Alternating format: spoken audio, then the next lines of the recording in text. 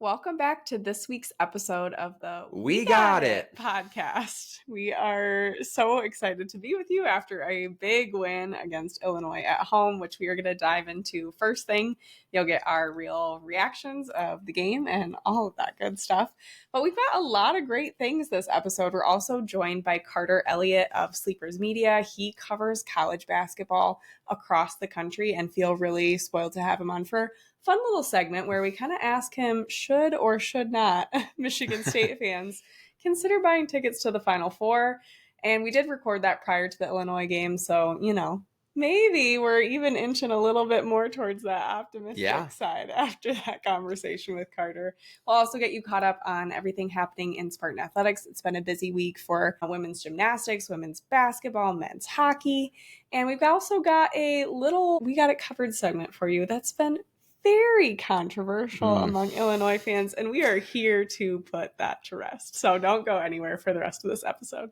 And as always, if you guys could continue to follow, subscribe to our podcast on social media, helps us extend our reach. As always, check out all the content over at Spartans Illustrated. There is endless amount of content regarding men's basketball, men's hockey, all the sports. So if we're not enough for you, head over to Spartans Illustrated. There is more than plenty over there for you. We always thank their support in this podcast as well. And we just want to be able to get this podcast out to more and more Spartan fans. So your support is greatly appreciated.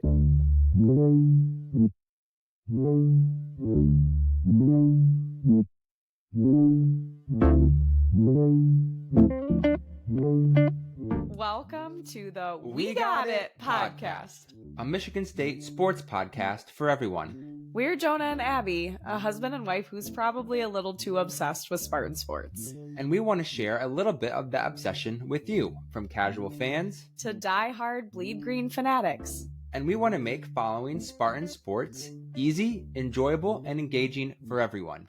Go green!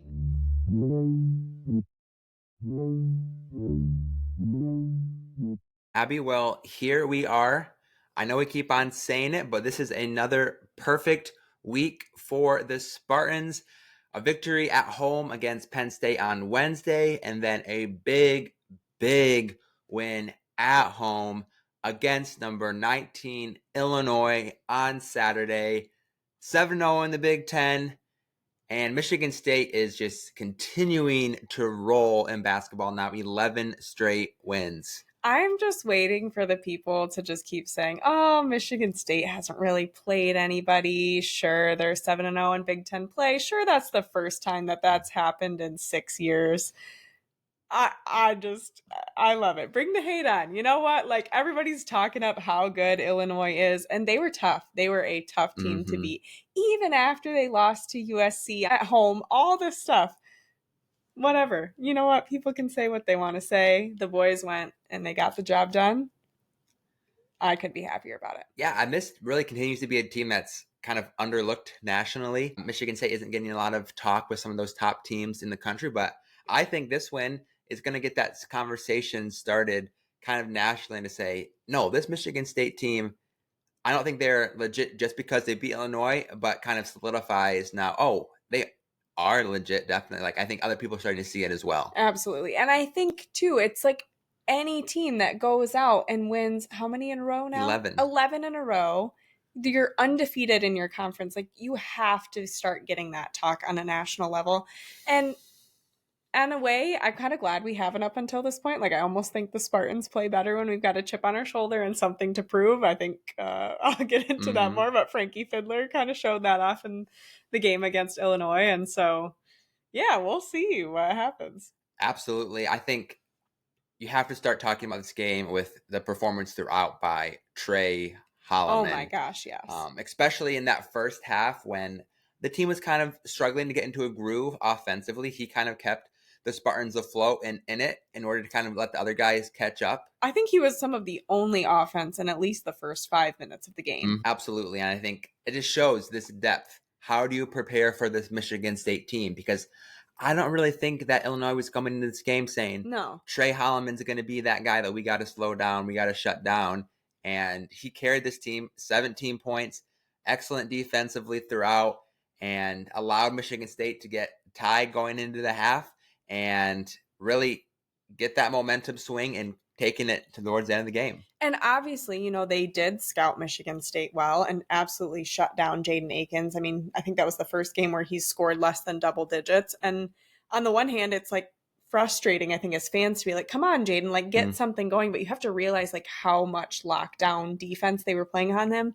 And they still can't stop us from our scoring in our offense. And it was, I mean, overall, like as a fan, I was kind of shocked when I checked. I think it was halftime or sometime in the second half. It felt like we had to be making like 20% from the field. But we were shooting, I think, in the 40s from the field. At that point, we had made 3 for 9 from 3, like shooting far better from the 3-point line than even Illinois was. They had jacked up 24 threes, I think, partway through the second half and had made 5 of them at that point. Like I remember checking that stat. And so I think it's a reminder for me in the games. I get very caught up in my feels and feel very frustrated. Like, why isn't our offense doing more? Why can't we make anything happen? But realizing like, wow, we actually are getting some good looks off the shots that we are taking. And I think too, one thing that's kind of flipped over the last couple of weeks is beginning of the season, Michigan State's offense was really struggling, especially in the half court, getting any kind of rhythm. It was kind of their defense that was kind of keeping them in these games, allowing them to win. But now you look at this week, scoring 90 points against Penn State, 80 points against one of the best defensive teams in the country in Illinois. Like this team offensively is playing very, very well and very complementary to each other. And maybe that's why it felt clunky, was because I'm so used to our defense fueling our offense, whereas in this game, like Illinois didn't really allow that. I mean, I can't even think of more than 1 or 2 breakaway plays that we had. Like we had to have good half court offense, like you said. And I think that's why it felt so stressful, because we weren't having just like all these big explosive plays that we're used to having. And we still were able to grind it out and get it done. Right. And obviously we got the win, but I think too, there was a lot of things that Michigan State could have done a lot better in this game, especially in that first half.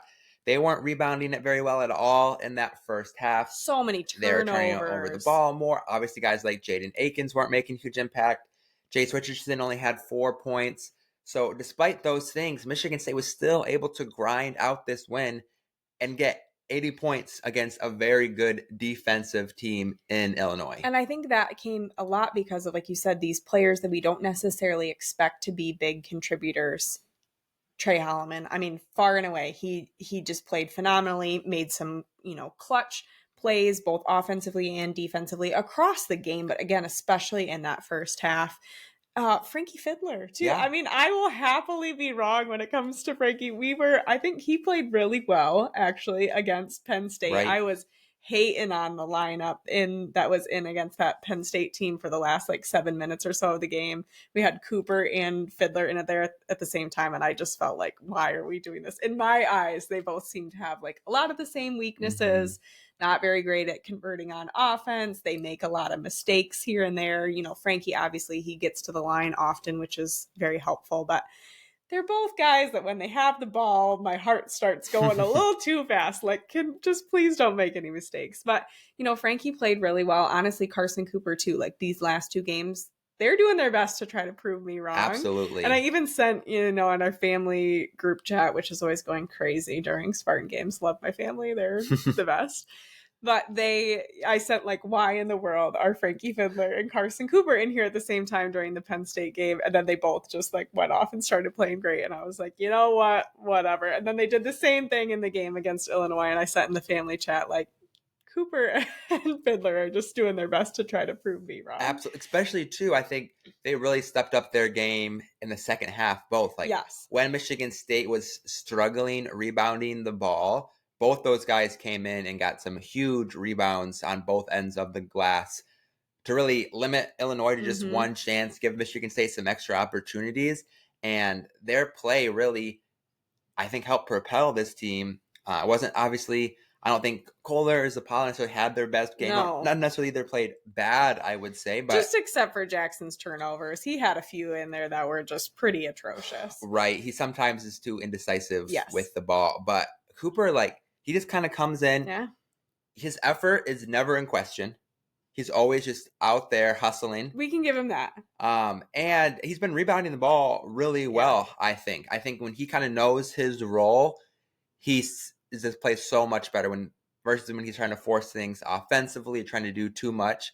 That's when you kind of see all those mistakes. But when he kind of knows his role to protect the rim, get rebounds, play hard, hustle, he can really help this team win against an athletic, great rebounding team in Illinois. He needs to not do too much when he's in the game, almost similar to Jackson. Like, Jackson needs to have that decisiveness. I think you talked about, like, when he is going up for a shot and he's taking like multiple steps, multiple dribbles, it almost never goes in. Versus if he quick catches the ball, quick release, like that shot almost always goes in, which I thought was a really important observation about him. I feel similarly to Carson, maybe more so just like his role in general, like you talked about, of like, stop trying to do too much. Stop trying to be the hero. Like, just do what you need to do and defend the glass, defend the rim, like take care of business. Absolutely, because we have a lot of guys who can get buckets, who can score.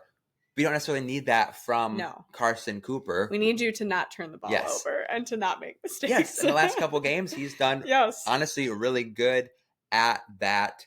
But yeah, great performance by them. I think another performance again, and we can't speak enough about him, is Cohen Carr. Yeah. Just especially in that second half, in that stretch where Michigan State kind of got out to that 6-7 point lead. He was huge in that. Had an alley-oop, dunk. He drove to the basket, had a tough contested layup. He hit another corner three.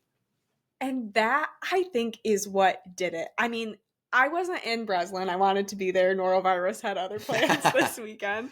But, you know, from the TV, it seemed a little quieter in there. And then in the second half, when Cohen hit that three, I mean, it was just nonstop loud for the rest of the half. And, like, I just think he is such an electrifying, energetic player that when he makes those plays like that, especially like him hitting a three, it just gets everybody fired up. And it just puts Illinois on that back foot. Absolutely. And that was, I think, his first three that he's made in a game where the game wasn't kind of already decided. Like, it was a three in a big moment to help Michigan State kind of hold on to their lead. And even though he's only hit, I think, 3 on the year, even just that thought by the defense that he might shoot this, it opened up later in the second half, him able to drive to the hoop and get a tough layup. And again, with those two elements of his game, just the threat of a three here and there and the ability to drive to the basket just opens up not only his game, but the offense for Michigan State overall, where he just adds this dynamic playmaker that guys have to be focused on, have to be thinking about constantly on defense. Because how do you defend him? Exactly. How do you defend somebody who his head can get above the rim? He's now showing like he can make some contested, you know, key moment threes. And he's been driving to the hoop and making buckets there too. So yeah, Cohen Carr's just been phenomenal. I also just want to, you know, shout out Jeremy Fears Jr. He had a little bit of a touch and go first half, but really came in solid in that second half, you know, just leading from the floor, which is exactly what we want him to do. I think he had no turnovers in that second half. I think he had like 6 or 7 points, handful of assists, was the catalyst on a couple of fast break opportunities for Michigan State. And again, his development, I think, is a huge reason why we're seeing Michigan State being able to put up 80, 90 points in these conference games where it was maybe a slog to get to 60 or 70 earlier in the year. And just his calming presence, like, I would say the offense just looks so much smoother, more organized, like oiled machine when he's kind of operating things. And I think he's a guy that can continue to take those extra steps, extra bounds as we get near to March. And I'm excited to see kind of what that ceiling is for him even this year. Definitely.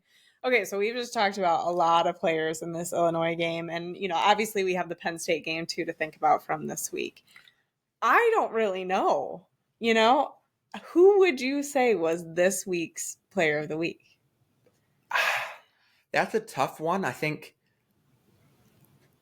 Holloman's impact wasn't as seen or felt as much in the Penn State game, but I think personally you gotta give it to him just with his ability to really be that consistent offensive presence throughout the night. He was hitting those mid-range shots. He was getting to the basket. Like, he was kind of doing it all on offense for Michigan State in a game where they were kind of having to play catch up. And his early baskets in that first half allowed Michigan State to stay in it. To be tied going into the half instead of being down by 6 or 8 points, which I think would have been really flipped. Oh, Kind of absolutely. the whole game, obviously. It felt like a clean slate going into the second half, and I think that's only because of Trey. Right. And I tweeted this out before the game that Illinois is not a team that you want to play catch up against. You don't want to dig yourself too big of a hole. And obviously they got down 20-10, I think 8 minutes into the game, but they were kind of able to weather that storm, bring it back to 36-36 at the half. And at that point, I think Michigan State had the momentum, had the confidence to really finish the job down the stretch against Illinois. Absolutely. And I think too, like, Trey is just unsung in so many games. And I think the key word that you used there was consistent. He's not somebody that we see turning the ball over or making big mistakes. Like, he's just always in there. Maybe he's only getting a few points a game, but he's always in there and doing his job well. And so then for him to just really have an explosive performance on Sunday, it felt like this has kind of been a long time coming. Absolutely. Obviously, this game was at home against one of the top teams in the Big Ten. Michigan State's also taking care of business on the road against kind of middle of the pack Big Ten teams. And Michigan State's really in the driver's seat right now for a Big Ten regular season championship. I will say kind of if that trajectory is going to continue, they're going to have to win some tougher games on the road and continue to win these games. One of which is going to be Illinois. They're one of the only teams that we faced twice this season. And Illinois is also known as one of like the hardest teams to play on the road in the Big Ten. Their student section is phenomenal. It's going to be a tough rematch up. Exactly. Absolutely. And a couple things that I think Michigan State needs to continue to improve on, especially on the road against Illinois when they play Michigan on the road and some of these other, I think they play Wisconsin on the road. They're going to have 2 good rebounding halves. Yes. If they give teams second chances at home and they allow the crowd to get into it, momentum to swing, those are going to be hard situations to get out of. So they're really going to have to step up their rebounding game. It just seemed like in the first half they weren't boxing out well, kind of getting out of position. Granted, I think Illinois was also like, I think there's 3 or 4 shots that Illinois airballed literally straight into the arms of an Illinois player. You know, the Ken Pom, like, luck, Illinois' luck was off the charts. And I know every single Illinois fan is going to disagree with me for that because, you know, they are going to claim that the refs threw the game, even though there were equal number of fouls and basically equal number of free throw shot, whatever. But I mean, the luck, the number of times that they got a lucky bounce, everything went their way on the bounce. Right. So that's one area that I think Mississippi has to prove out. And the other area that I would say, I don't know, it's starting to become a little bit concerning, but both in the Penn State game and the Illinois game, just Michigan State's defense against kind of off-ball guys cutting to the basket was pretty atrocious. It was a guaranteed bucket with Illinois. Every single time a guy cut to the basket, they lob a pass up. It's in. And I think part of that too was like they were putting Jace Richardson on some taller guys. Like some of the matchups, I just don't think were in the right place. But also they just haven't been defending that well and letting that guy get the extra step. And obviously at home, they've been able to get 2 wins. But again, when you allow those easy baskets kind of over and over again on the road, those are the things that are going to start snowballing and lead to a loss. And that's not something, though, I think Michigan has struggled with all year. Right. So I don't know exactly kind of what's changed. Right. It could be a couple things. Mismatches, level of competition is getting higher. But those are 2 things, kind of those basket cut defense and defensive rebounding that I think Michigan State really needs to kind of like shore up, be working on, focusing on as they get down to these next 13 games. They're trying to get a championship. And I'm going to be a little petty and add one more thing that I think desperately needs to improve, which is Xavier Booker's attitude. I don't know what's been going on with that kid lately. You know, I have all respect, like student athletes. I know he's probably dealing with so many things, but on a team where we have talked about so much that all of these players seem to care about winning more than anything else, more than individual stat lines, more than individual glory. every person who comes out there is hustling for every single second of that game. They're fighting for boards, even if, we're not the tallest or not the strongest.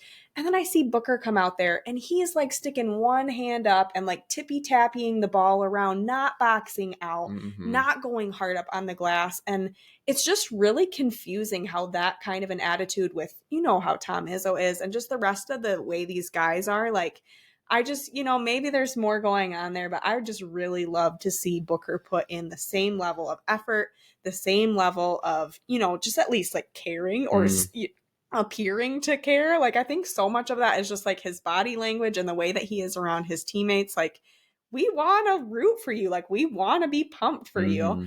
And so I think the fact that like he just keeps coming out and showing like really just these like half attempts at doing things is pretty disappointing for a lot of Spartan fans. And I think what's especially disappointing when it comes to him is we see that he has the ability to not do that. I mean, it was really in the first half, those first 10, 12 minutes, he did really struggle. He wasn't putting the effort in, but then he kind of turns it on, and it was a huge reason they were able to tie the game late in the second half. He had a big three, a big and one off offensive rebound. Like, he has the ability to rebound, to have that effort, to have that determination. He just kind of picks and chooses when he does that. And that's why it bothers me so much, is because I think we know that he has it in him. Like, he's been our player of the week before. Like, he can, when he makes the choice to actually show up for his team, to do really well. Like, we just need you to choose that, like every other guy on your team is for all 40 minutes of the game.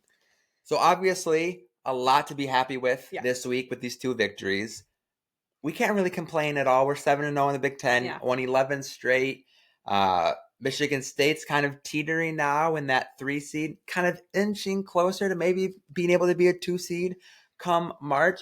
But also, there's a lot of things to still work on. There's still a lot of things to improve on, which I think at this stage in the game, you want to be able to see that. You don't want your team to hit the ceiling in January. You want that ceiling to be hit in March.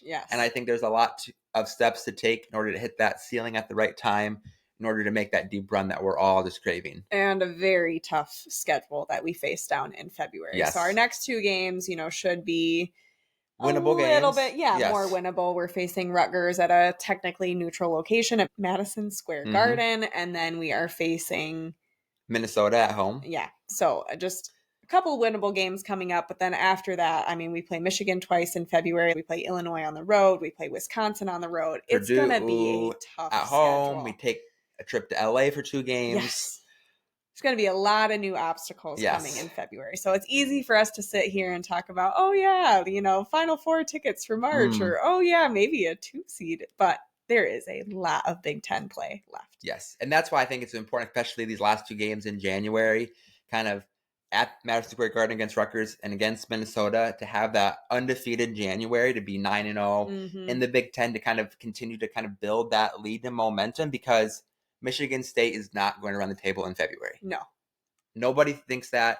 It's not going to happen. They're going to have losses in February, and we need to set ourselves up as well as we possibly can in the remainder of this month, so that those losses don't have as big of an impact to us. Absolutely. But overall, it's great to be Spartan fan. It just kind of seems like a vintage, classic Tom Izzo Michigan State team that we have just been craving for, seems like a long, long time. I know it's only been 4 years, really, but it seems like it's been a long time coming, and it seems like they're finally getting that mojo to being that team that we know and expect out of this program. Yeah. Like I said, this is the first time that a team in the Big Ten has been undefeated, 7 games in 6 years. And the last team to do that was the 2018-2019 Spartan team, who went on to win 2 of 3 consecutive Big Ten titles. So things are looking up. I just, we'll see if that continues. But like you said, lots to be happy about as a Spartan fan. Well, we were back for another halftime segment here at the We Got It podcast. A busy week for the Spartans. Starting off with the women's basketball team getting 2 big road wins this week at Rutgers and at Illinois, to now go to 5-2 in Big Ten play. They've now won 3 in a row. After a couple setbacks, they're kind of right back to their winning ways, and I think they'll continue to move up in the rankings. But overall, a great performance this week by the women. Man, Illinois had a rough day on Sunday, that's for sure. Moving on to men's hockey, a big series this weekend against Michigan on Friday night at Michigan in a game that was kind of back and forth leading to overtime. Ended in a loss for the Spartans, but they were able to pick up that extra point in the Big Ten standings because of the overtime result. But then once we got to Munn on Saturday night, it was kind of a completely different story as Michigan State thoroughly dominated the Wolverines, winning 4-0. And this is really kind of a similar tune to last year against this team, where they lost the first game of the year against Michigan and then ended up winning 4 straight against the Wolverines to finish the year to win regular season and tournament Big Ten championship. So hopefully history repeats itself.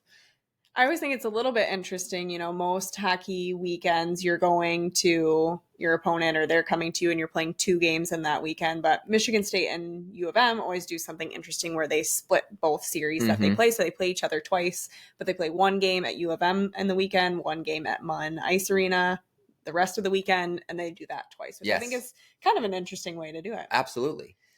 Finally, women's gymnastics, number 6 in the country, had a big meet on Friday night against Michigan at the Breslin Center, which is their largest attendance ever for women's gymnastics. And they had a season high in points, defeating the Wolverines. And they're continued to be a wagon like they were last year. And Michigan State, all these teams that we're mentioning, all in the top 25. Michigan State basketball might be top 10. We might have 3 top 10 teams at Michigan State going into this week. And Tom Izzo said in his press conference against Illinois, it's great to be a Spartan.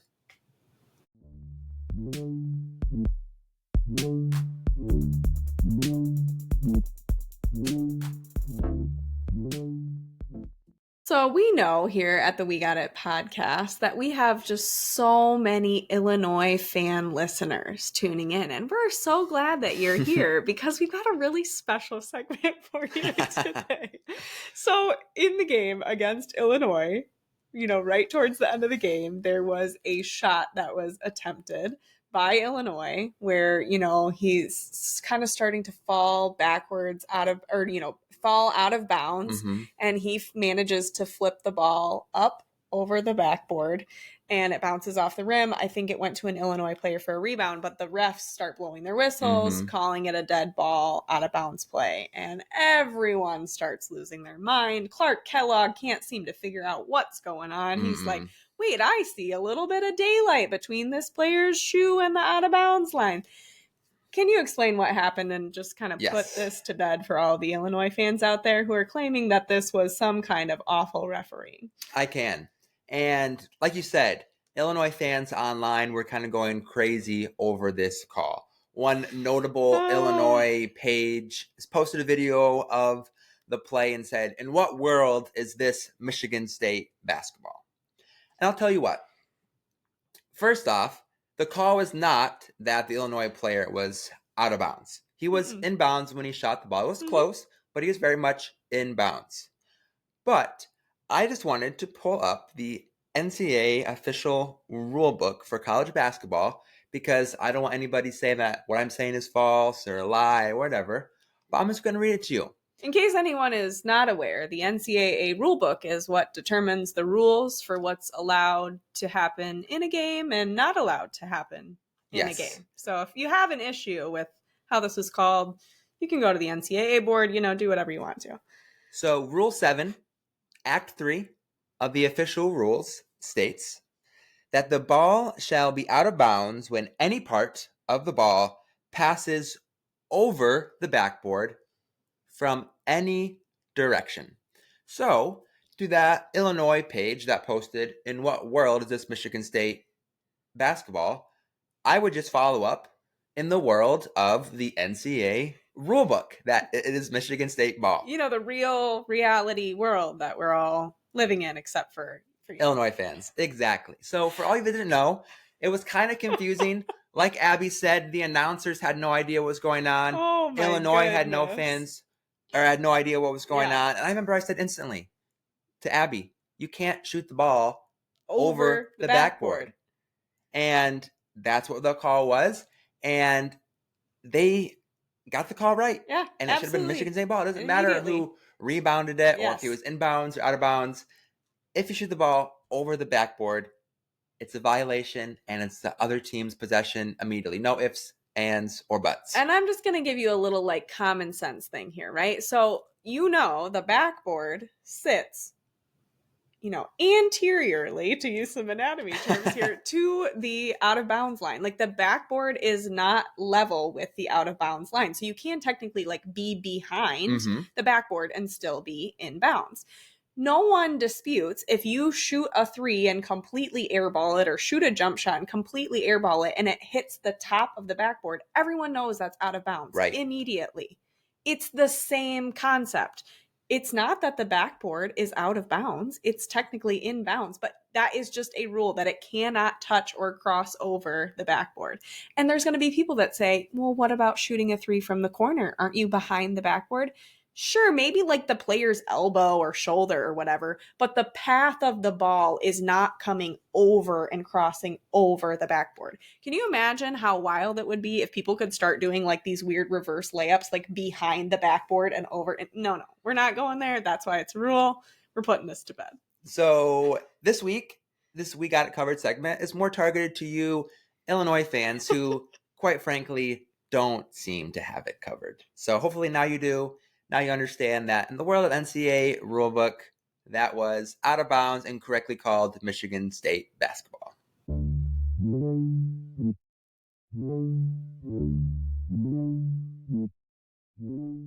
All right, guys, we are here for our next segment with Carter Elliott from Sleepers Media. How you guys doing?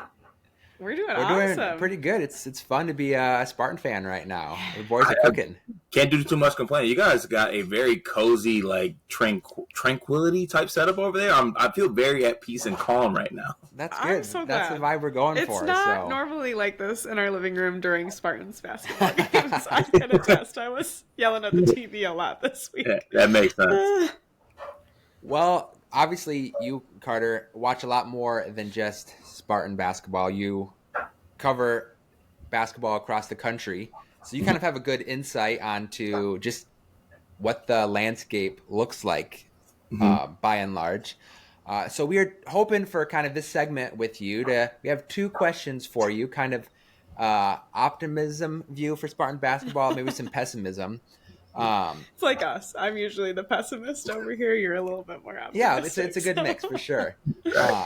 But obviously, as the schedule is almost turning into February, we're in the midst of conference play. Fans might be looking at tickets already to March Madness, maybe even San Antonio for the Final Four. So our questions for you are about the Final Four. And maybe to start them off, kind of for our listeners, give us some reasons why. Obviously, we're in a hot start right now. Spartans have won 10 in a row, 6-0 in Big Ten play. We're recording this in between the Penn State and Illinois games. So if the results from the Illinois game, when you guys are listening to this, change, just know that this is before the Illinois game. But Carter, tell us, why shouldn't Michigan State fans be buying tickets to the Final Four to see their Spartans? Okay, so we're starting with the negative. No pressure. Start with the negative. Okay, let's get those out of the way, actually. Yes. So the crazy thing, I think what makes March Madness so great is that, there's some luck involved with it. There's flukiness involved. There's upsets. Everything about March Madness is what makes it great. But as you look through the previous years, even teams that are successful in the tournament, you get to that Final Four, right? And you get to the teams that make it to that point. And there's great coaches, there's great teams. But one thing that's constant is usually those teams have, NBA level talent. Like you look to last year, even with Purdue, they had Zach Edey. You look over the back-to-back national champions, they have 2 lottery picks on their team. And, there's certain teams that can circumvent that with, the greatness of coaching, the greatness of the team, like the more the sum of the parts, I guess. But it comes to a boiling point when, sometimes the talent and playing against NBA players can kind of just throw things off a little bit. And then the other thing that makes me just a little bit pessimistic, I guess, about this Michigan State team making it to a Final Four is that I always have this theory that you need to have basically an elite guard to win a national championship. You need to have an NBA guard, an elite guard.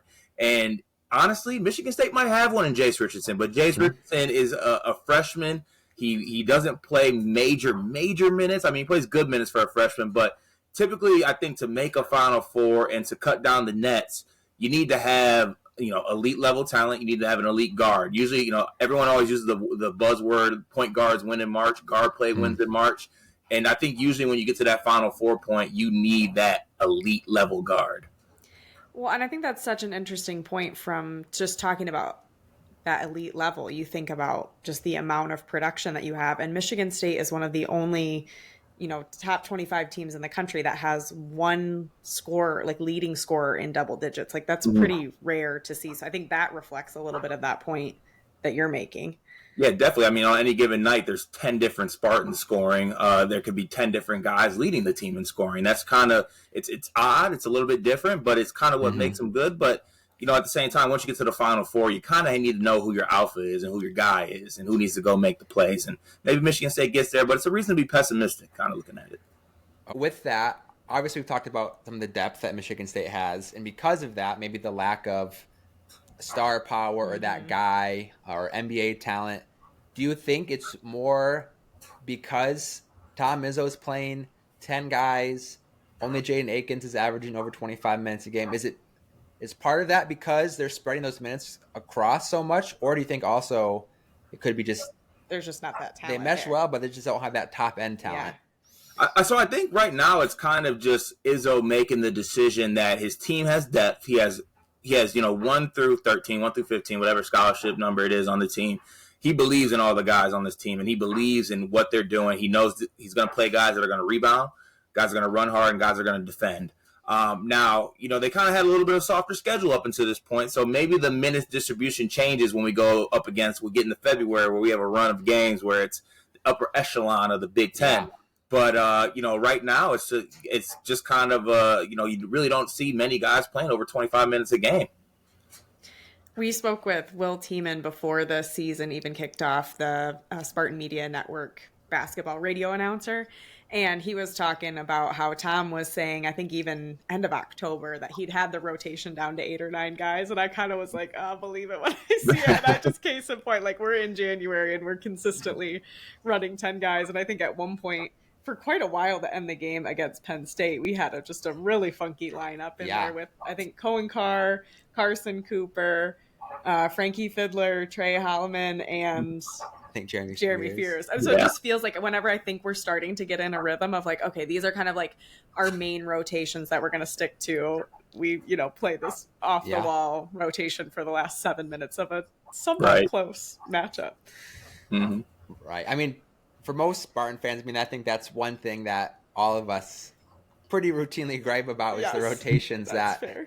Izzo plays out there. I know you can go back years to have these kind of arguments, but it will be interesting to see once they hit February if that kind of shrinks at all to more traditional 8, 9 guys, your best guys in March, because like you said, like in March, there's some luck. Coaching is a big part of it, but also like you want to have your best players on the court, and you might have to find spots on the bench for more extended periods of time for some of these guys who are getting minutes right now. Definitely. I'm going to push your thought one more step further in that, you raised the idea that like maybe Jace Richardson is that potential NBA talent. With the amount of season that's left, now between a potential Final Four run, do you think there are any other guards on the Michigan State team who could get to that point this season? It's interesting because, so there's older guards on this team like Jaden Akins, but there's also younger guards like Jeremy Fears. Like I always tell people when watching Jeremy Fears, like this is the worst version of Jeremy Fears we're going to have at his time at Michigan State. And that's like very exciting. And I think that gives people a lot of optimism on what he can be and, how he can develop. Jaden Akins, to me, it's not even about him necessarily maybe even being an NBA guy, but to me, even in the last 3 games, I think he's taken a small step to kind of establishing himself as the alpha, right? Like he's the guy that if they need a shot at the end of the shot clock, he'll take it. He'll be the guy that's going to lead by example. If we need to stop, he's going to get a stop. He's going to get out and run. He just seems like he's kind of, even if, he's not feeling too good about his game at the point, I think having a player who is willing to accept the challenge and be the alpha, and like everything falls on his shoulder when it comes to that last 4 minutes and maybe things get tight. Him having that mindset, I think, really helps this team, even beyond if he's going to play at the next level or not like that. I think just having that alpha mindset is going to be massive for this Michigan State team moving forward. We've absolutely been talking about that. I mean, even just that drive that he took at the end of the Penn State game, drawing the foul and getting the and one, like that was one of those alpha moments too. I think against, I'm blanking on who it was. Maybe it was Ohio State. He was in a tough spot with the end of the shot clock and had a defender really tight on him and just did a little like step back and hit a three. And I think those are those moments where maybe some past guards that we've had didn't have that alpha mentality, or that, obviously Tyson Walker could step back and drain threes, but some other players on the team just didn't have that kind of grit and that sense of like, hey, nobody else is going to step up and do this, so I have to. He does it so quietly too. I know a lot of tension against Penn State was Frankie Fiddler having 18 points, but then you look at the box score and you're like, wait, Aikens had 16. He does it so quietly. Like he has 14, 16 points every night, but then you don't really realize, even realize it. He's doing it because he's just, I don't know, he's just a quiet alpha leader. Kind of different from like when Tyson Walker or Cassius Winston's kind of going on their run or taking over, like you feel them like in the moment. But Aiken just has kind of a different approach. I think he kind of lets the game come to him a little bit more. And because of that, like he's able to have this consistent output that is 14, 16 points when you're not really thinking about him that much throughout the game. Yeah. Right. Well, I'm actually pretty pleased with your answer because there's only like maybe one and a half reasons why I was fans kind of shouldn't buy Final Four maybe tickets. So let you go now on. Let's kind of end this segment on a high note. Tell us why Spartan fans should be booking their ticket to San Antonio. Yeah, I like to talk about the positives. It's sometimes it's been kind of negative for Michigan State Spartans basketball these last 4 years. So like I'm just trying my best to stick to the positives here. I mean, just to get the easy one out of the way, we got Tom Izzo as our coach. There's one positive to definitely feel good about the Final Four. But there's a couple of like endearing qualities, I guess, about this team. When you metrically look at this team, one, they've risen through the metrics throughout the season. They're up to 14th on KenPom.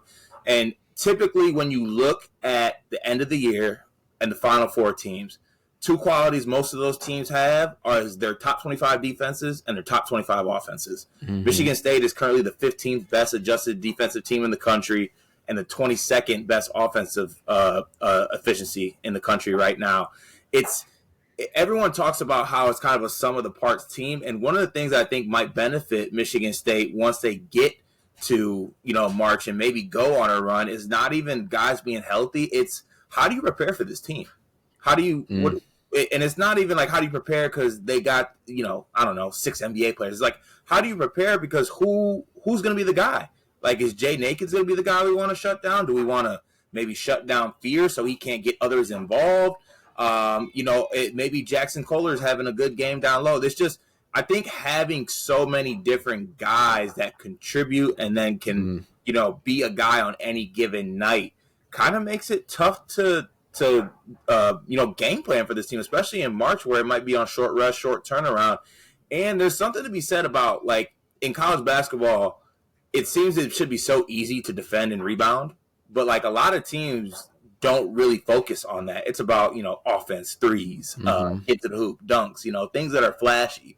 This team is like bite the floor, defend, rebound, kind of like die for the Michigan State logo. And like I know it sounds like out of this world, but like there truly is like a mindset with this team that I think can get them places and get them to a Final Four. Where then you look up and after teams play Michigan State, they're like, damn, I didn't see that coming. Like I didn't see these guys about to get up in my shorts for 40 straight minutes and rebound and dive on the floor. And I don't think Jackson Kohler can rebound, but all of a sudden Jackson Kohler is grabbing all these offensive rebounds. It's just like I think people maybe even look at this team, and even if they are 15-2 and 14th in the country, they take them lightly. They just think they're a benefit of an easy schedule, and I think they're going to catch people off guard. I think people are somewhat sleeping on them. Right. I know after the Penn State game, their coach in the presser, I think his words were, it was the scouting report from hell, because like you said, like, where do you focus your attention on? Like, I don't think Penn State was expecting Frankie Fiddler to go out and have 18 points. I don't think Ohio State was expecting Zapala to come out with 15 points and kind of be a focal point in the offense that night. Like, I think right now it's like 8 or 9 different guys have been the leading scorer in the game, and there's probably not many teams in the country who can say that. So I think even like with that, it's two sides of the same coin almost, with like maybe reasons for pessimism. They don't have that alpha, but also like maybe they don't have the alpha, but then with that, how do you prepare for this team? I think it's a great point. And even on the scouting report, maybe you think like, okay, we're going to really focus on this one player getting shut down. But I think we talked about even on last week's episode, when I think about the depth of the MSU team, there's been so many years where it's like, yeah, maybe we have some pretty decent bench players, but you're still like biting your nails a little bit when the starters go off. Like you're just waiting for them to come back in. I have not felt that this season. Like if Trey Holloman goes out and Jace Richardson comes in, I'm like, sweet, we've got another incredible, guard coming in. And I think that too, from a rotation perspective, like again, as fans, we're like, oh my gosh, Tom, can you just pick something and run with it? But that makes it even challenging from a scouting perspective for the other teams too, because they don't really know how those different pieces work together. And I think especially when you throw Cohen Carr in the mix, like he's just a super wild card, especially depending on who's in there at the same time as him. Definitely. Absolutely. Definitely. Well, I mean, obviously Spartans 6-0 in the Big Ten. There's a lot of reason for optimism. I think there's a lot to unfold still in this season. But Sunday is going to be a big one against Illinois. You're sitting there kind of thinking, do I buy the tickets? Do we get to San Antonio? Hopefully Carter provided some insight onto what you should do.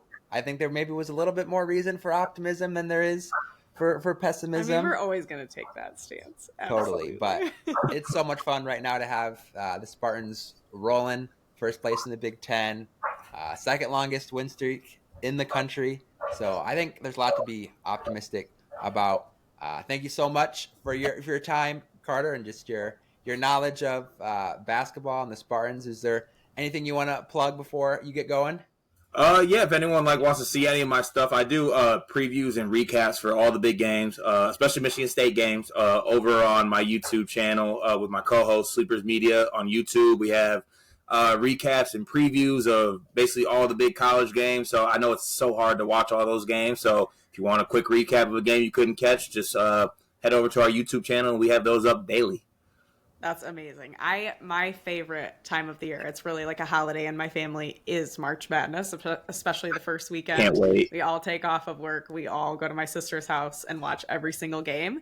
And I think sometimes we forget that that's kind of the case all season long. So I love that you do that. If you are like us and can't get enough of college basketball, definitely tune in to Carter's show. It's awesome every single day, right? I will make sure to link Sleepers Media in our descriptions this week. That way you guys can check it out. I know me personally, I've checked out your guys' stuff before and always enjoy it. So check it out for yourselves. It's great. Thank you so much for your time. We really appreciate it. Thank you guys for having me. I appreciate it. Absolutely. Yeah, definitely. Go green. Go white.